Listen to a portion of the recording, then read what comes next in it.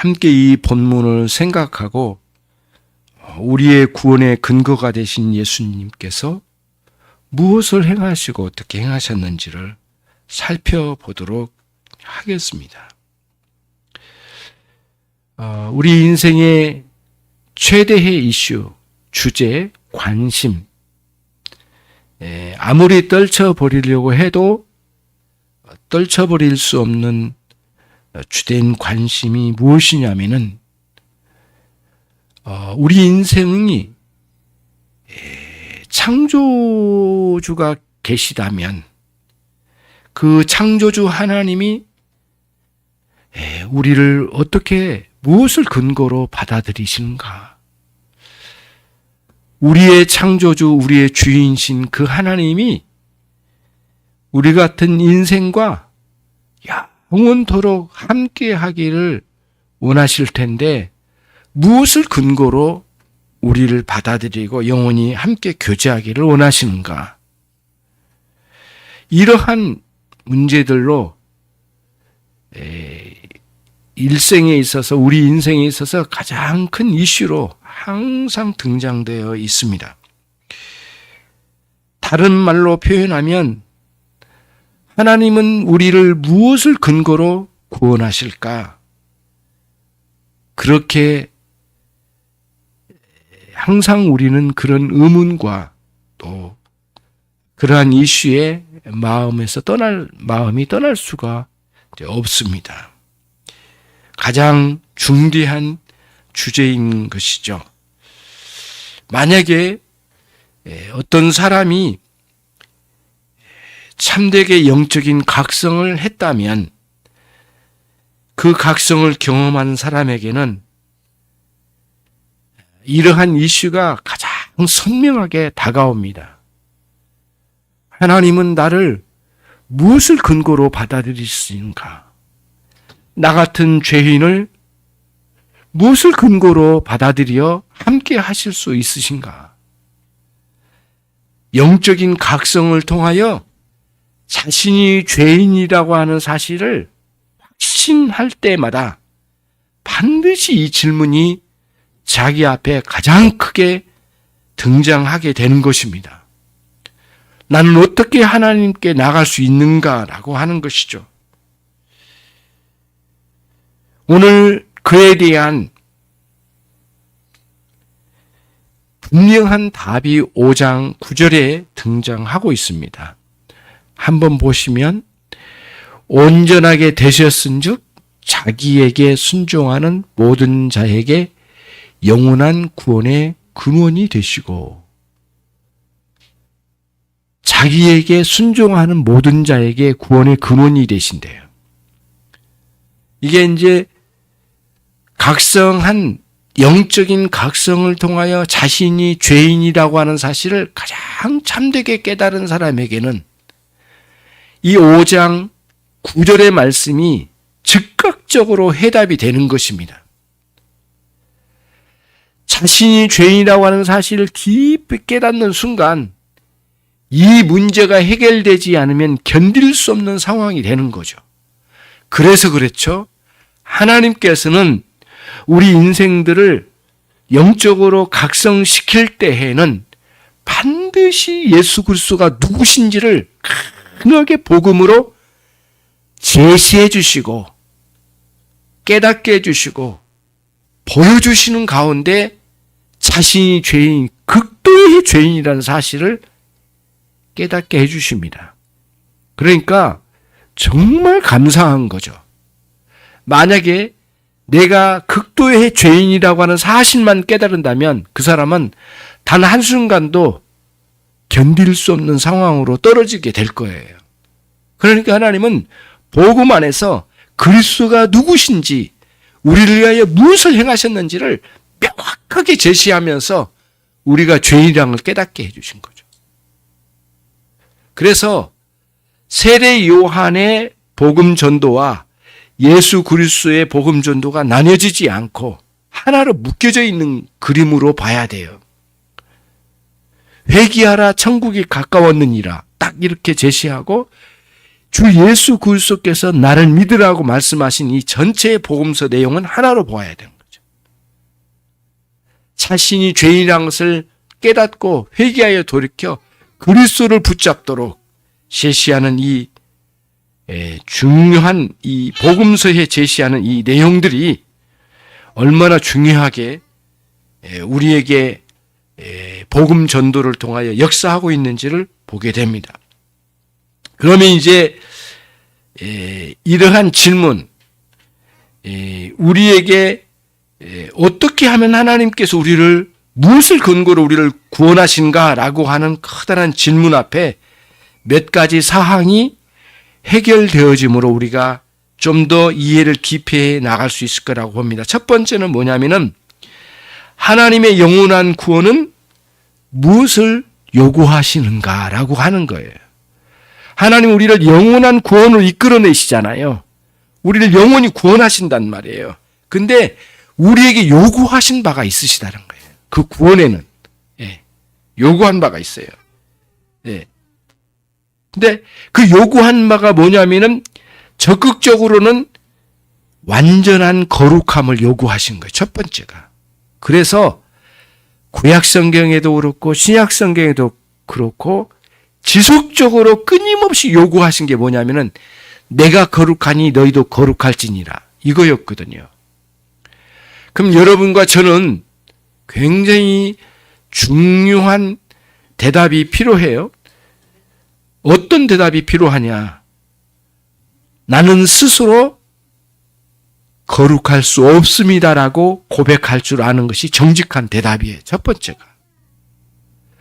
그렇다면 거룩함을 요구하신 하나님 앞에 할 수 없다고 하는 대답과 함께 자기 자신이 얼마나 무능한 죄인인가를 깊이 절망하는 절대적인 절망으로 떨어질 필요가 있어요.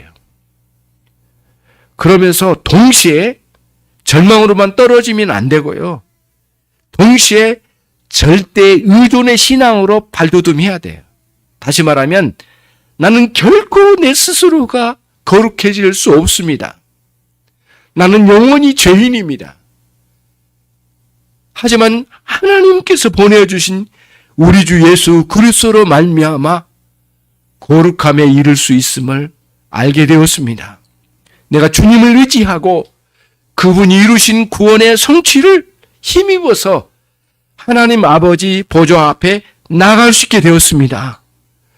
하나님, 내가 그리스도를 전적으로 의존합니다. 그래서 절대 절망과 절대 의존은 항상 같이 가야 됩니다.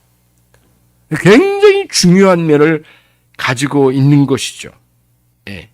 그러면서도 내가 단 한순간도 죄를 범하지 않을 수 있는 길이 있어야 되는데 그게 완전한 거룩함인데 그럴 수 없음을 고백하는 우리들이 진실한 고백이고요. 동시에 끊임없이 그리스도의 보혈의 피에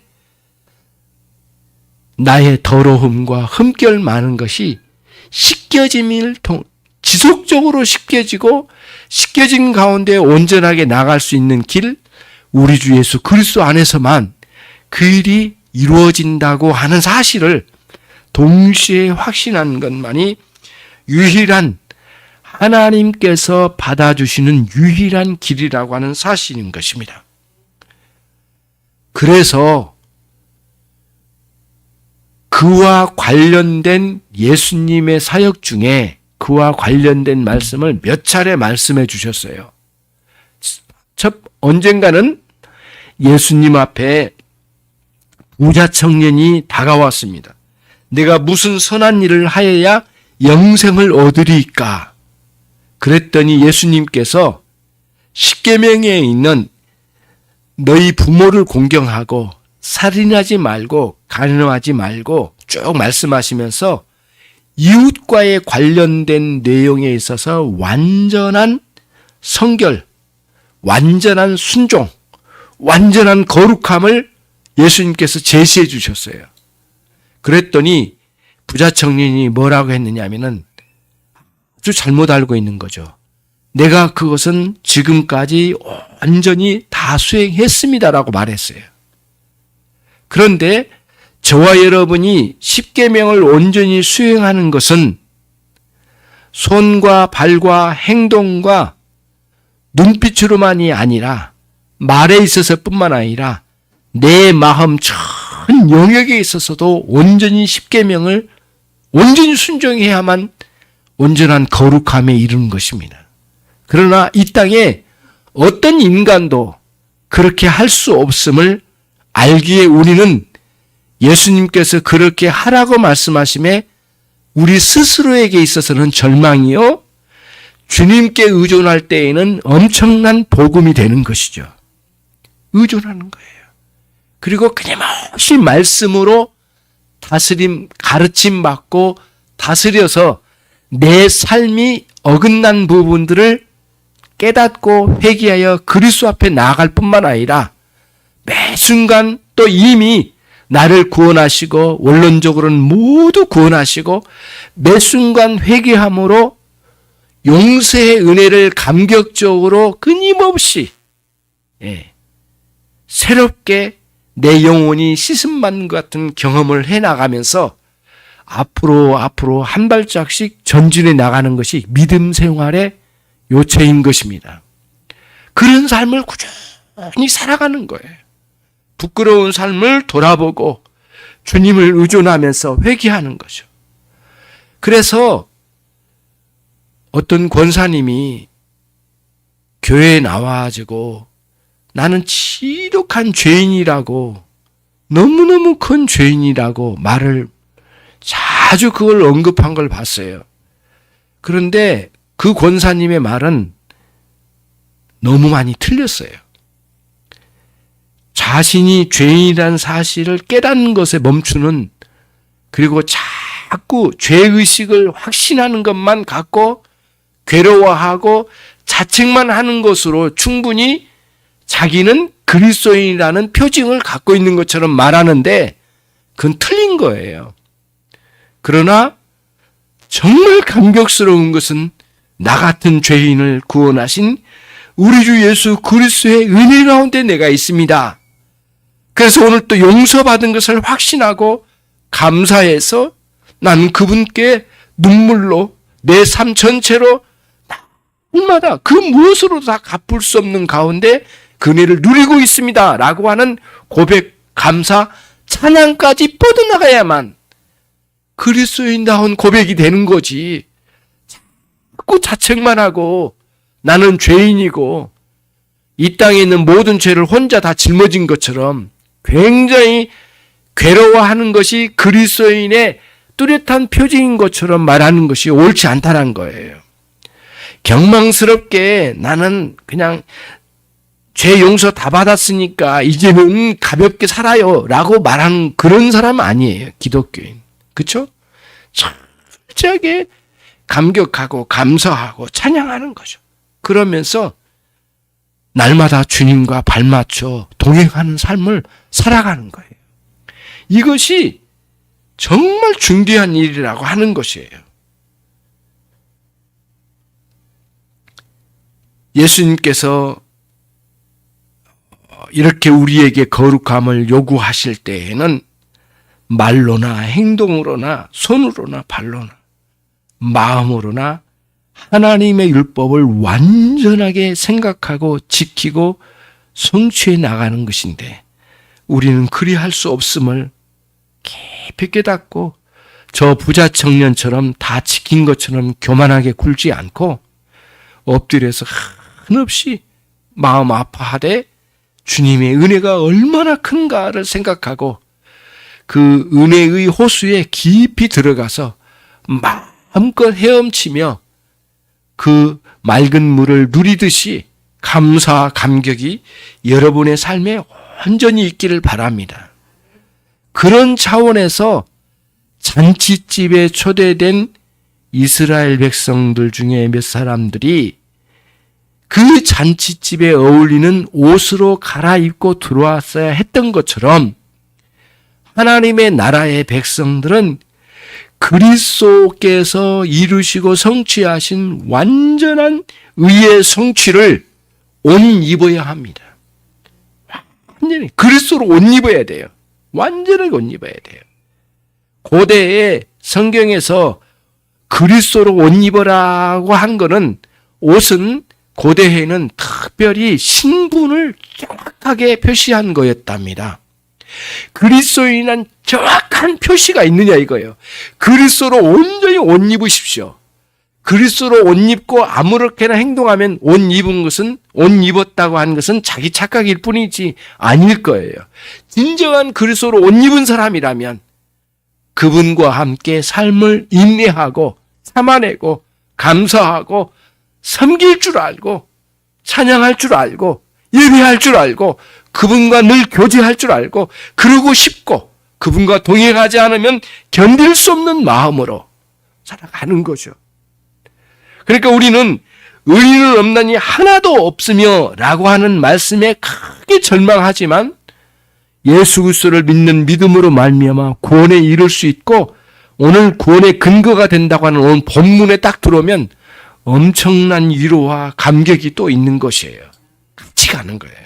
그렇게 해서 여러분과 제가 주님 앞에 그렇게 서기를 원합니다. 다시 말씀드리긴데 욥기서를 42장까지 욥기서를 읽을 때 어떤 구도로 읽어야 할까?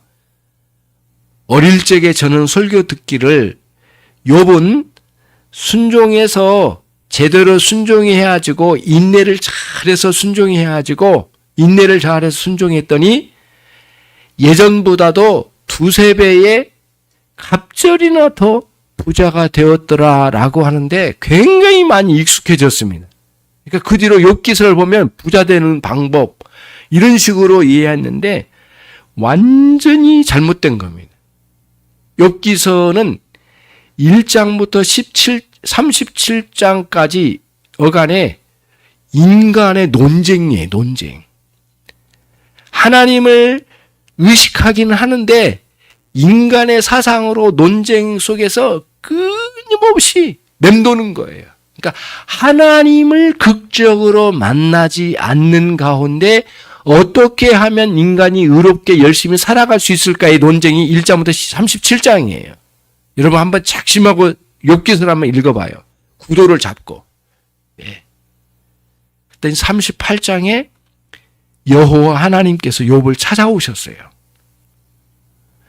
만물을 지으신 이가 누구시니요? 너를 조성하신 이가 누구시니요? 질문이 막 쏟아져요. 하나님 찾아오셔서. 엄청난 질문에 이 욥이 완전히 까무라치예요. 까무라쳐. 그냥 인간의 말로 논쟁 속에서 하나님을 거명했는데 하나님의 음성으로 아예 찾아오셔서 말씀하신 거예요. 만물을 지으신 이가 누구시냐? 너를 여기 있게 하신 이가 누구시냐? 조목조목 물으시면서 계속 질문해요. 욥은 한마디도 제대로 대답 못하고 진짜 말을 잃고 뒤로 나자빠른 정도가 됐어요. 그리고 그 거룩하신 하나님 앞에 완전히 압도된 거예요.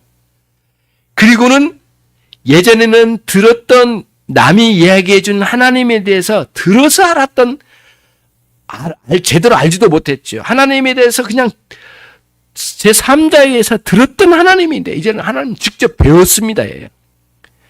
그리고 나서 42장 마지막 부분에서 욥이 고백합니다. 내가 죽게 대하여 내 귀로만 들었사옵노니 이제는 눈으로 주님을 배웁나이다. 그러므로 내가 스스로 거둬들이고 티끌과 재 가운데서 회개하나이다. 회개가 딱 터지는 거예요. 42장이에요. 막판에. 그러니까 극적으로 하나님께 돌아온 하나님 만남이에요. 그러니까 욥기는 하나님에 대해서 하나님과 관련된 인생을 가지고 논쟁하는 건데 하나님과 만나지 않는 인간들의 논쟁이에요. 그러다 38장에 와서 하나님 만남, 그리고 42장에서 완전히 회심하는 놀라운 역사가 욥기서예요. 하나님과의 만남이에요. 엄청난 변화예요. 그리고 이제 욥의 삶도 어떻게 큰 부를 새롭게 이루고 어떤 삶을 살았는지 이런 것들이 쭉 나오거든요. 그게 욥기서예요. 욥기서를 복음적인 관점에서 읽어야 된다고 하는 거죠. 우리는 받아들이기가 참 어려운 게 모든 사람은 불의하다라고 하는 이 선언에 대해서 받아들이기 참 어려워요. 정말 어려워요. 쉽지 않아요. 이게. 모든 사람은 불의하다, 죄인이다 라고 하는 성경의 선언에 대해서 받아들이기가 굉장히 어려워요. 그래서 예수님 시대에 있었던 유대인들이 예수님을 죽였던 이후에 주된 이유가 뭐냐면은 모두가 의롭지 않고 불의하다라고 하는 주님의 말씀에 화가 난 거예요. 그리고 하나님의 의로움을 너희에게 전가시켜 주실 때만 너희는 의로울 수 있다고 하는 이 말씀에 화가 치밀었어요. 그게 복음서의 전체적인 흐름이에요. 예수님과 바리새인과의 전투는 싸움은 다른 게 아니에요. 의로움의 문제를 가지고 싸운 거예요, 사실은.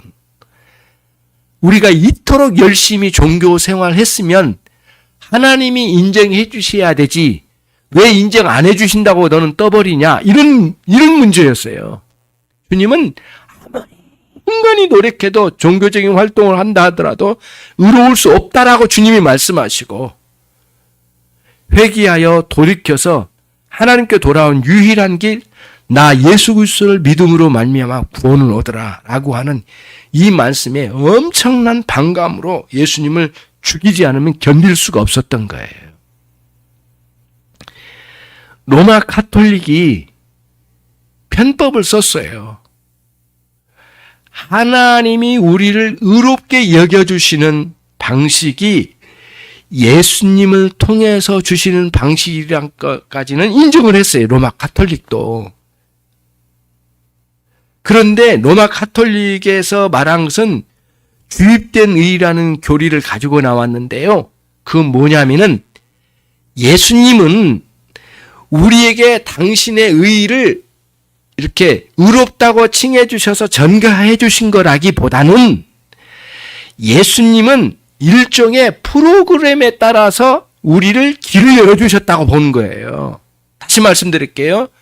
로마 가톨릭이 주장하는 의로움은 뭐냐? 모든 인간은 불의하다는 걸 다 인정해요.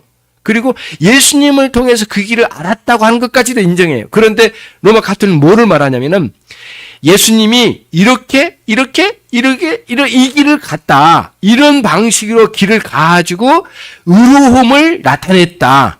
그래서 우리도 예수님처럼 뒤따라가면 우리도 의로운 사람이 될 수 있다. 예수님의 의를 우리에게 주신 것이 아니고 우리도 그렇게 될 수 있다라고 주장한 게 로마 가톨릭의 주장이에요. 근데 로마서에 보면은 사도 바울의 이 진술된 로마서에 보면은 그것과는 전적인 반대예요. 예수님이 이렇게 이런 길을 가시니까 우리도 그 따라가면 우리도 의로운 사람이 될 거라고 그렇게 하신 게 아니에요. 예수님의 의로우심을 우리에게 주신 거예요. 전가시켜 주신 거예요. 그리고 우리의 불의함을 그리스도께서 가져가신 거예요. 요 관점이 엄청난 차이를 가지고 있어요. 로마 가톨릭의 주장은 뭐냐면은 우리도 힘써 가면 제대로만 가면 우리 스스로도 의로움을 완전한 의의를 이룰 수 있다라고 주장하고 우리 스스로가 구원에 이룰 수 있는데 그 길을 잘 보여준 분이 예수 그리스도다 이렇게 가르친 거예요. 그러니까 말은 예수 그리스도가 언급되지만 사실은 거기는 뭐냐면 내 스스로 그 일을 이뤘다고 보는 거예요. 로마 가톨릭에. 성경은 전적으로 우리 인간의 노력으로는 할 수 없다고 하는 거예요. 그러면 구원의 근거가 어디에 있느냐? 예수 그리스도께서 이 땅에서 구원을 성취하신 것을 우리에게 전가시켜 주신 거예요. 그래서 오늘 내용이 그 내용이에요. 하나님의 아들이심에도 불구하고 당신이 온전히 순종하여 무엇을 성취하신 거예요? 하나님의 율법을 완전히 성취하신 거란 거예요. 어디서? 여기서. 여기라고 하는 건 뭐예요? 저와 여러분이 살고 있는 이 정황, 다시 말하면 그거를 한 단어로 요약해서 말씀드리면 광야예요, 광야. 저와 여러분이 사는 이 땅 전체 험악하고 구원받을 수 없고 온통 죄와 고통과 슬픔과 외로움과 고뇌에 가득 찬 곳이 광야예요, 광야. 주님이 40일 동안 금식하며 들어가셨던 곳이 광야란 곳이거든요. 이 광야는 확장시키면 우리가 사는 이 험악한 세상 자체예요. 아주 광야란 용어는 아주 독특한 면이 있습니다, 여러분. 그래서 이 광야란 용어는 여러분과 제가 사는 고통스러운 세상, 그리고 성경적 그림으로 보면 이스라엘 백성들이 철저하게 실패한 곳, 또 우리로 말하면 우리가 그토록 노력하고 열심히 살아봤지만 의로움을 이룰 수 없는 완전히 실패한 곳, 그곳이 광야예요. 주님은 그 광야로 들어오신 거예요. 그리고 40일 동안 그 광야로 들어오신 거예요. 그리고 특히 40이라는 횟수는 40년 동안 광야 생활한 이스라엘 백성들을 더 깨우치는데 굉장히 효과를 이루셨을 거예요. 40일 금식, 40일 광야 생활. 우리 주님. 거기서 강력한 시험 3가지를 받으셨는데 모두 말씀으로 이겨내시고 승리하셨어요. 그리고는 하나님이 요구하신 율법을 완성, 성취, 이루셨어요. 근데 다시 말씀드릴게요. 그분은 하나님의 아들이심에도 불구하고 그냥 그분의 하나님의 아들로서 충분히 우리에게 구원을 성취하실 수 있으신 분이고 완전히 구원자로 오셨는데 실제로 우리의 광야 속으로 들어오셔서 저와 여러분이 사는 이 슬픔과 고뇌에 찬 이 세상 속으로 들어오셔서 깊이 들어오셔요. 어느 신학자는 그랬어요. 헤아릴 수 없는 고뇌의 깊은 곳으로 파고드신 우리 주 예수 그리스도가 그곳에서 모든 시험을 다 이기시고 죽음으로서 자기 생명까지 내놓으셔서 죽음까지 이기셔서 이루신 구원의 성취, 이렇게 표현을 했더라고요. 굉장히 의미가 있다고 봐요. 여러분 사시면서 많은 고뇌가 있잖아요. 굉장히 깊은 고뇌가 선뜻 이렇게 다가올 때가 있잖아요. 인생이란 그 고뇌가 왜 없냐고요. 다 있죠.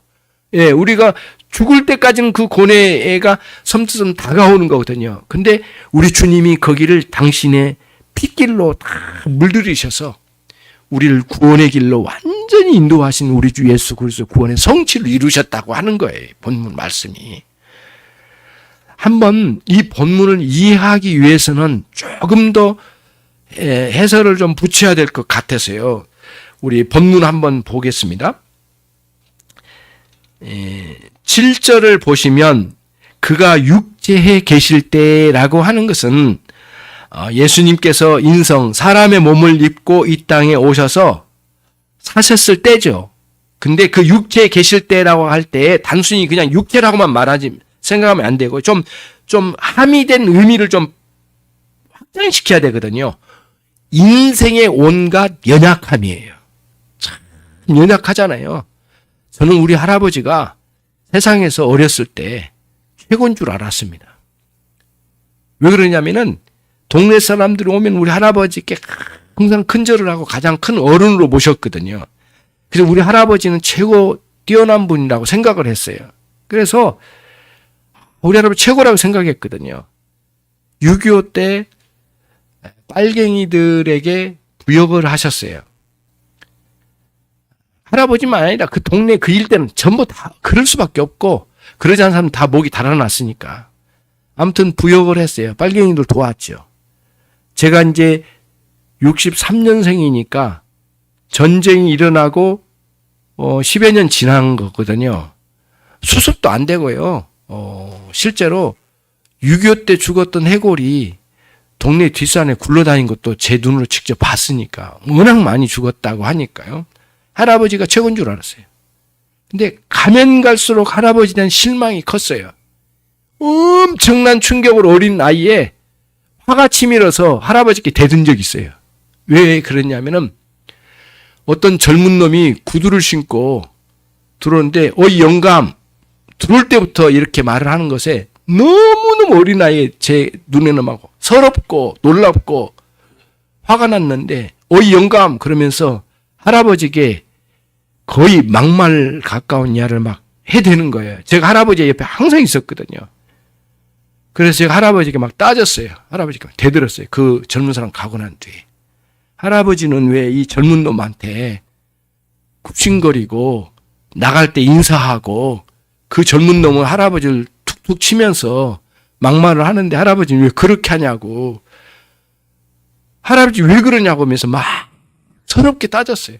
근데 할아버지가 거의 우시는 것 같았어요. 근데 알지는 못했는데 나중에 삼촌들이 이야기해 주세요. 너희 할아버지가 빨갱이들에게 부역을 해가지고 매년 몇 차례 경찰서에서 순사들이 와가지고 생활하는 것을 점검한다. 만약에 할아버지가 빨갱이에 가까운 말을 했다, 친숙한 말을 했다, 그러면은 바로 두들겨 맞는데요. 그게 있었대요. 그리고 아랫집에 한 사람은 감옥소에 갔다 왔대요. 10몇 년 동안.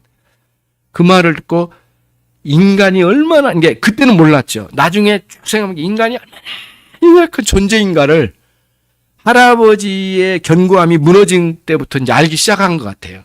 무섭더라고요. 그래서 야, 할아버지도 아무것도 아니신 분이구나. 인간의 연약함을 압축적으로 이야기한 게 육체에 계실 때예요. 온갖 환경과 상황이 아주 열악한 상황을 광야라고 표현한 거고요.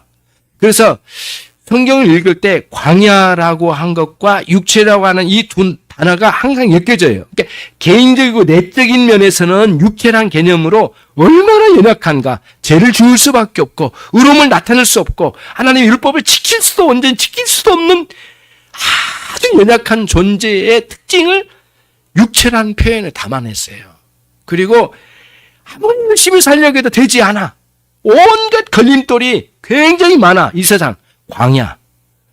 두 단어로 딱 압축적으로 되어진 거예요. 그래서 예수님이 육체에 계실 때에 자기를 죽음에서 능히 구원하실 그 하나님 아버지께 심한 통곡과 눈물과 간구와 소원을 올렸으며 그래요. 네, 땀이 피가 되도록, 땀이 나와야 될 자리에 피가 쏟아지도록 겟세마네 동산에서 울부짖으신 우리 주 예수 그리스도의 울부짖음을 한번 생각을 해보시라고요. 그렇게 간구의 소원을 올리셨어요. 그게 무엇 때문이에요? 우리를 구원을 위한 것인데 그토록 연약함과 광야의 정황이 너무너무 뛰어넘기 쉽지 않은 곳이라는 것을 보여주신 거예요.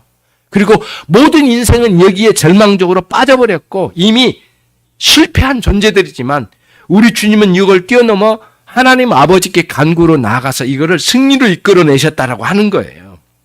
그리고 그 다음에 7절 끝부분에 그리스도의 경건하심으로 말미암아 들으심을 얻었느니라. 거룩하심, 경건하심인데 다른 성경에는 경외하심으로 하나님을 경외하심이 주님에게는 단 한순간도 어긋나지 아니하고 하나님을 경외하셨대요. 마음과 뜻과 정성을 다하여 주 하나님을 사랑하고 그렇죠? 모든 것을 쏟아 하나님 아버지를 추구하는 일생의 삶을 육체로 계실 때 이 광야 같은 세상에서 살아가실 때 그 삶을 살아내셨다는 거예요. 그렇게 살아내심으로 성취하신 것을 보여주시고 나타내 주시고 우리 하나님 아버지께서는 그거를 받아들이셨대요. 충분하다. 내가 인생들을 구원하기에 너의 완전한 순종으로 구원하기에 충분하다라고 하는 받아들이셨다는 게 이게 7절이에요. 8절에 가보시면 같이 한번 읽겠습니다. 그가 아들이시면서도 받으신 고난으로 순종함을 배워서 그랬거든요. 그래서 배워서라는 용어가 맞을까? 의문이 많이 들었어요. 그래서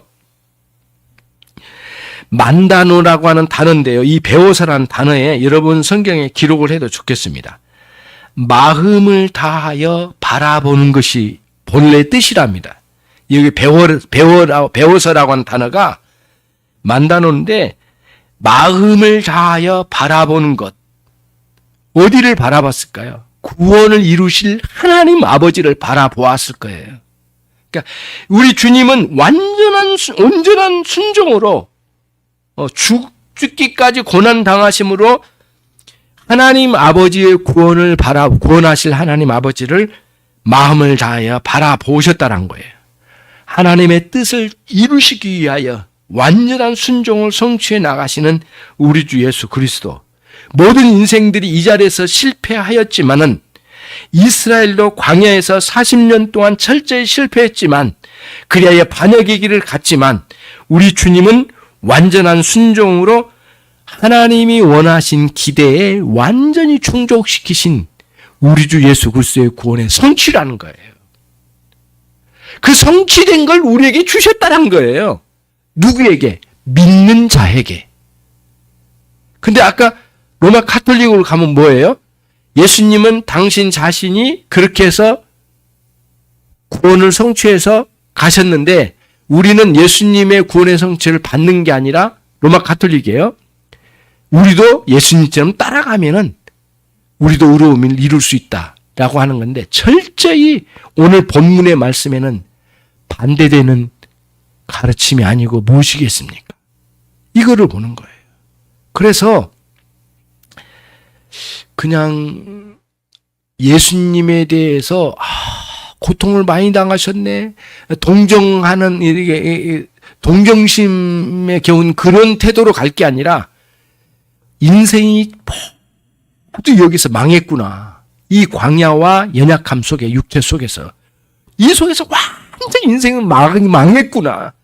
유일하게 우리 주 예수 그리스도 한 분만 이 모든 광야와 육체의 상황 정황 속에서 이기고 승리하셨구나.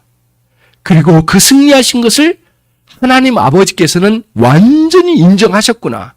그걸 토대로 우리를 구원하신다고 하는 사실에 그래서 주님의 의로우심을 우리에게 전가해 주시고 우리의 불의함을 우리 주님이 가져가심으로 교환적 전가라고 그래요. 서로 교환적 전가 가져가심으로 우리를 완벽하게 인정하심으로 하나님의 자녀 삼으시고 영원토록 하나님과 우리가 교제할 수 있게 되었고 그분과 동행하고 영원한 생명을 누릴 수 있는 길을 우리 하나님께서 제수의 구원을 그런 방식으로 이루셨다고 하는 거예요. 그게 이 본문에서 말하려고 하는 거예요. 그러면서 9절 말씀을 한번 보겠습니다. 같이 읽습니다. 온전하게 되셨은즉 자기에게 순종하는 모든 자에게 영원한 구원의 근거가 되시고, 그렇죠? 우리에게 구원의 근거가 되셨대요. 예수님의 모든 구원의 성취가. 그러니까 우리가 무엇을 노력해서 이루는 그것이 구원의 근거가 될 수 없고 예수님이 이루신 그것의 구원의 근거가 되는 거라는 거예요. 이 부분을 이해하고 감격하고 감사하고 날마다 그리스도와 함께 살아가는 삶이 이 놀라운 가르침 속에서 늘 새롭게 되어져야지 나도 열심히 하면 나도 인정해 주실 거야 라고 하는 그러한 로마 카톨릭적인 가르침에 빠지거나 유혹받으면 되지 않는다라고 하는 거예요. 그러면은 다 이루셨으니까 이제 우리는 끝이네요. 제대로 주님의 의로우심을 전가받고 하나님의 자녀된 사람은 그따위로 말을 하지 않는답니다. 그건 누가 말한 거예요? 사도 바울이 말한 거예요. 하나님의 자녀된, 진정으로 자녀된 사람은 이미 구원받은 나는 이제 아무렇게나 살아도 되겠네요? 라고 이렇게 말할 수도 없고 생각을 그렇게 먹을 수도 없고 그렇게 할 수도 없다는 거예요. 그런 유혹은 받을 수 있겠죠. 그렇지만 그렇게 갈 수가 없대요. 하나님의 자녀로서. 오히려 감사해서 감사함으로 순종해 나가는 거예요. 감사함으로 헌금도 하고 감사함으로 예배도 하고 감사함으로 나가는 거예요. 감사함으로 나가는 너무너무 감사한 그런 관점으로 우리 주님께서 이 구원을 이루셨다고 하는 사실을 우리가 오늘 본문을 통해서 배우게 되는 겁니다. 그래서 오늘 찬송가 제일 먼저 불렀던 찬송가처럼 만세 반석 열리니 내가 들어갑니다. 창에 허리 상하여 물과 피를 흘린 것, 그것이 내게 효험이 되어서 나를 정결하게 하셨습니다. 우리 주님의 죽으심이죠. 내가 공을 세운 것 같지만 주님의 은혜는 단 하나도 갚지 못하고 쉼없이 힘쓰고 눈물 근심 많으나 구속 못할 내 스스로의 죄인은 우리 주 예수 그리스도로 홀로 나를 구속하시네. 3절에 빈손 들고, 우리에게 있는 건 빈솔밖에 없거든요. 뭘 가져간다고 해도 온전한 거 없으니까 빈손 들고 앞에 나가 십자가를 붙드네. 의의가 없는 자라도 주님의 도와주심 바라고 생명샘에 나가니 내 마음을 날마다 씻어주시는 주님의 은혜로 사는 겁니다. 4절에 보면은 살아생전 숨쉬고 죽어 세상 떠나서 거룩하신 주님 앞에 떠날 그때에, 그 심판대 앞에 설 때에 만세반석 열리니 내가 들어갑니다. 하나님 아버지 앞에 들어갈 수 있는 길을 여신 분 우리 주 예수 그리스도. 그렇죠? 살든지 죽든지 오직 그리스도의 의만이 나의 진정한 위로가 된다고 하는 하이델베르 교리문답 제1문답의 이 가치는 정말 놀랍습니다. 만일 그리스도의 구원하신 역사를 믿는다면 그리스도는 여러분의 구주가 되실 것입니다. 그리스도의 희생이 여러분의 죄값을 치를 것이며 여러분은 그리스도의 의를 옷 입고 하나님 보좌 앞에 다함대히 나가 설 수 있게 되는 것입니다. 이것이 구원의 길인 것입니다. 그러나 이 모든 것은 쉬운 일은 아닙니다. 예수 그리스도에게 순종하기 위해서는 고백해야 할 죄들이 참 많고 내버려야 할 것도 참 많습니다. 여러분의 죄를 정죄하시는 것이 합당하다는 것, 그리고 자신에게는 의로움이 전혀 없다는 것을 고백할 줄 아는 진실한 고백이 우리에게 요구됩니다. 그 다음에 그리스도께 손을 뻗어 주님을 붙드는 삶이 우리의 삶인 것입니다. 오직 예수 그리스도의 구원하신 역사만이 신뢰해야 할 우리의 삶인 것입니다.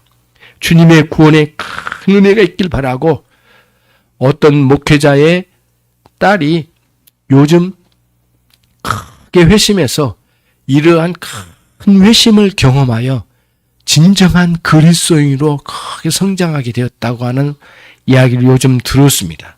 감사했습니다. 부러웠습니다. 너무 감사했는데 저와 여러분이 정말 이런 영적인 각성과 큰 회심의 경험, 그리고 지속적인 회심이 여러분과 저의 삶에 있어 전적으로 우리 주 예수 그리스도의 구원의 완성에 근거하여 그 일이 있음을 깨닫고 날마다 그분을 의존해 나가는 우리 모두가 되기를 주님의 이름으로 축원합니다. 하나님 아버지 감사합니다.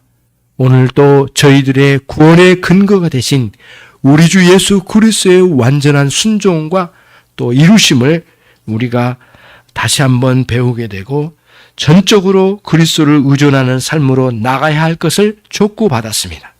날마다 그리스도께 의존한 삶이요, 주님과 동행하는 삶으로서 하나님께 큰 기쁨이 되시고 우리에게 날마다 영광스러운 길이 되게 해 주시옵소서.